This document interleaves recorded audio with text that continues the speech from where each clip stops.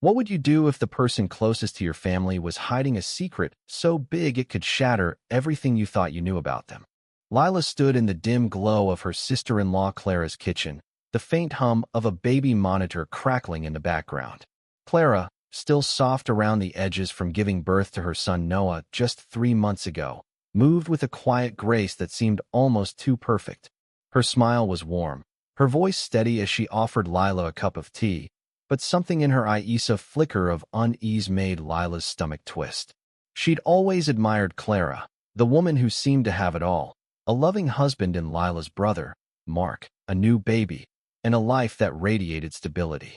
But lately, Clara had been distant, her laughter less frequent, her visits to family gatherings brief and strained. Lila couldn't shake the feeling that something was wrong. It started with small things: Clara's sudden trips to her parents' house in the countryside, always alone, always vague about the reasons. "Just need a break," she'd say, brushing it off. But then there were the hushed phone calls, the way Clara's hands trembled when she thought no one was watching.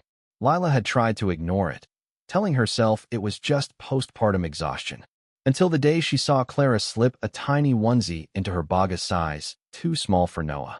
Curiosity turned to dread. Lila's mind raced with questions, but she couldn't confront Clara directly. Instead, she waited, watching, until one rainy afternoon when Clara left her phone unlocked on the counter.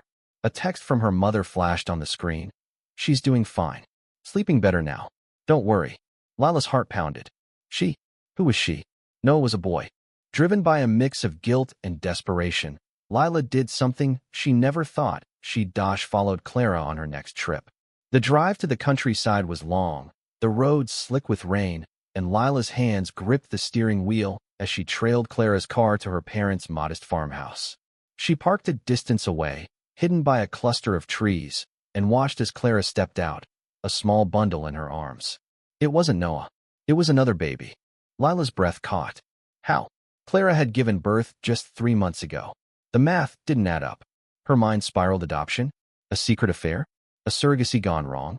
She crept closer, heart hammering, and peered through the farmhouse window. Clara's parents, gray-haired and gentle, were cooing over the infant, their faces lit with love but shadowed with secrecy. Clara stood apart, her shoulders slumped, whispering something Lila couldn't hear. That night, Lila confronted her brother. Mark's face paled as she recounted what she'd seen. He didn't want to believe it, but the doubt in his eyes mirrored her own. Together, they drove back to the farmhouse, unannounced. Clara was there, rocking the baby girl, her face a mask of exhaustion and fear. When she saw them, she froze, the truth spilling out in halting, tearful words. The baby was hers. Not Mark's, but hers, conceived during a brief separation they'd kept hidden from the family.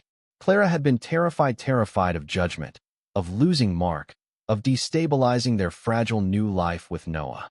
She'd hidden her pregnancy, wearing loose clothes, avoiding doctors, and when the baby came, she'd entrusted her to her parents, believing it was the only way to protect her family. "I thought I could fix it," she sobbed. "I thought I could make it right before anyone knew." Mark's silence was deafening. Lila watched her brother, the man who'd always been the rock of their family, struggle to process the betrayal. But as Clara's story unfolded, Lila saw something else: not just deceit, but a woman drowning in shame, desperate to hold her family together. The baby, named Lily, was innocent, her tiny fingers curling around Clara's as she cried. In the weeks that followed, the family faced a choice: let the secret tear them apart or find a way to heal. Mark and Clara sought counseling, their marriage teetering but not broken. Lila, torn between anger and compassion, became an unexpected bridge, helping care for both Noah and Lily while Clara rebuilt trust. The farmhouse, once a place of secrecy, became a haven where the family gathered, learning to embrace Lily as one of their own. Clara's mistake was human, her choices flawed but rooted in love.